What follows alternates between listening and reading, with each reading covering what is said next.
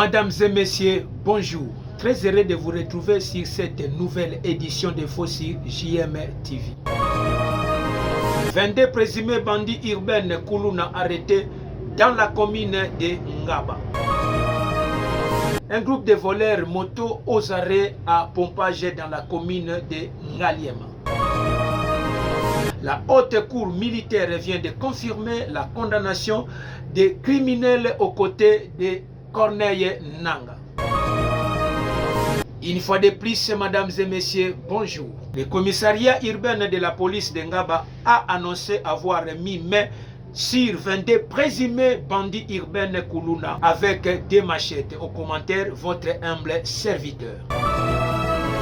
Le Kuluna est une forme de menace qui vit dans la ville-province de Kinshasa et qui avait premièrement pris pour ses victimes les personnes de 5 à 17 ans. Mais aujourd'hui, on assiste à une chronologie d'âge des personnes et on parle même des personnes de 30 et 35 ans auteurs de ces mal. Le ministre de l'Intérieur, Jacquemain Chabani, a lancé le 6 décembre dernier l'opération de traque des bandits urbains Kuluna, dénommée Ndobo, pour viser à traquer et maîtriser ces Kuluna par la police nationale congolaise. Voilà le commissariat urbain de la police de Ngaba annonce avoir mis la main sur 22 présumés bandits urbains Kuluna. C'est-à-dire,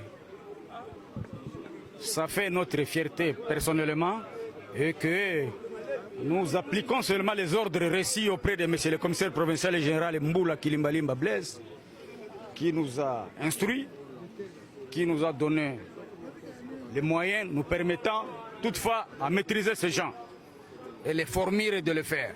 Comme je vous ai dit, il nous a préparé depuis longtemps avec de multiples tactiques, souvent qu'ils venaient de l'Europe. Et sur le 22 que moi j'ai retenu, je viens d'exécuter 2, c'est le 2 qui nous a permis de ressortir les résultats ci-après. Et nous allons toujours continuer à le faire pour que nous puissions mériter tout ce qu'il peut nous donner comme confiance.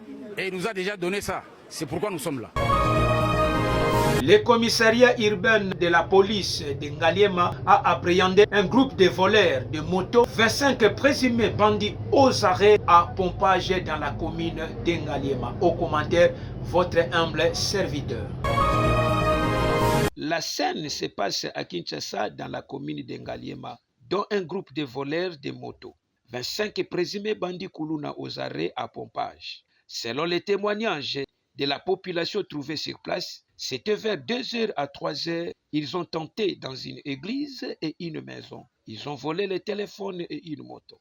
Les bandits Kuluna ont violé la dame et son ami. Les problèmes de Kuluna nous dérangent. La population demande au chef de riz des localités et à la police nationale congolaise de les protéger. Quand ils sont passés par là, ils ont mis la main sur ce monsieur. Ils étaient à 6. Les 4 autres étaient là-bas. Et là était le 2 avec cette moto que tu vois ici. Qu'est-ce que tu dis? Sur côté lobby na palais l'église, ils étaient sur 2h donc 3h. Bah il dit ba téléphone, bah il bina moto au ba biblio. Ba contact que ça qui était ba carte fiche ba kina.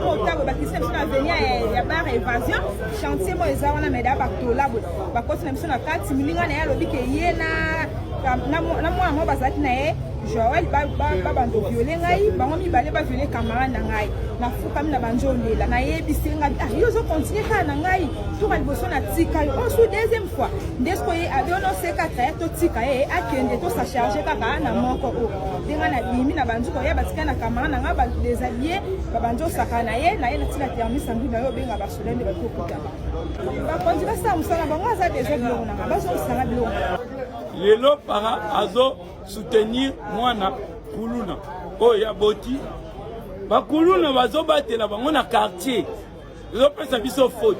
Deuxième faute c'est ba chef de riz, ba chef de localité et c'est aider la police place kuluna azali yo yebi na veni wana batia yo kuluna aza na po ya ozobomba ye même ta biso moko population tozala collaboration na la police topesa bango soki topesi bango bakuluna bazwi bango kimia ebanda kota na baquartier. Des fois ils volent sur la route, des fois ils entrent dans les parcelles. Dans les parcelles ils utilisent l'instrument à la chisaille pour couper les antivols, pour couper les cadenas.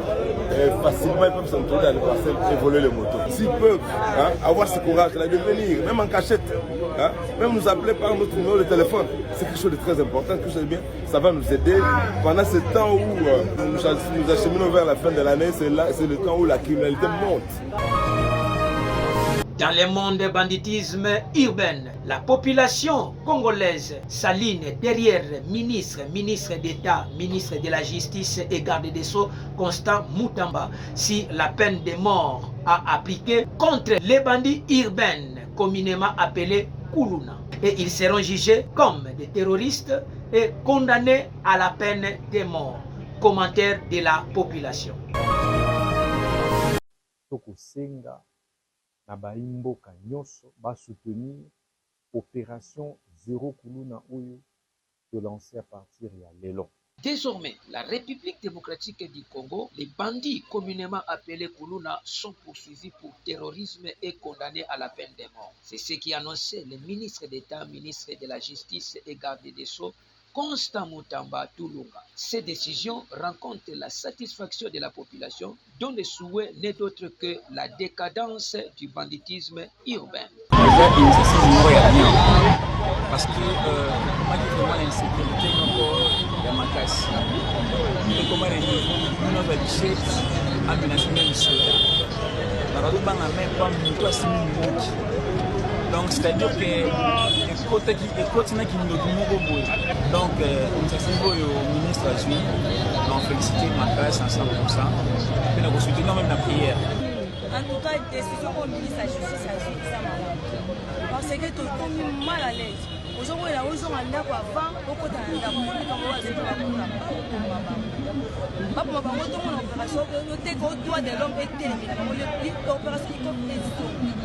Est-ce que nous allons faire ça? Ezosani mpona biso bango baboma bango bakufa tomona bango te epuis baencourage bango bapara na bango ntango bakokanga bana bango balandeli bango ke bana biso bakangi bango bazofuta mbongo mpo bimisa bana na bango baboma bango bakufa to mpo droit de l'homme ezala te.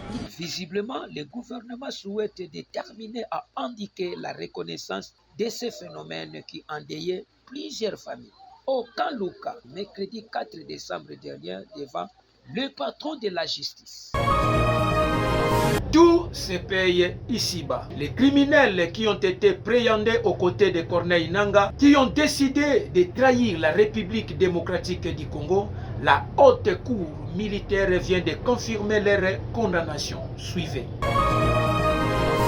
C'est une grande satisfaction pour la République et pour le peuple congolais. La haute cour militaire a confirmé la condamnation à mort de tous les criminels qui ont été appréhendés aux côtés de M. Corneille Nangaa, qui ont décidé de trahir la République et de servir les intérêts du Rwanda. Comme vous le savez, la République démocratique du Congo a levé le moratoire sur la peine de mort. À cet effet, nous, en tant que ministre de la Justice, nous allons veiller que la peine de mort soit exécutée contre les condamnés, en tout cas les 5 qui étaient appréhendés et sont sur place ici à Kinshasa. Nous allons veiller également à lancer de mandats d'arrêt internationaux contre M. Corneille Nangaa et ses affidés en fuite. Avec 72 voix pour, aucune voix contre et 5 sénateurs ayant pris part à la séance plénière de ce 8 décembre 2024. Voici le résultat du vote.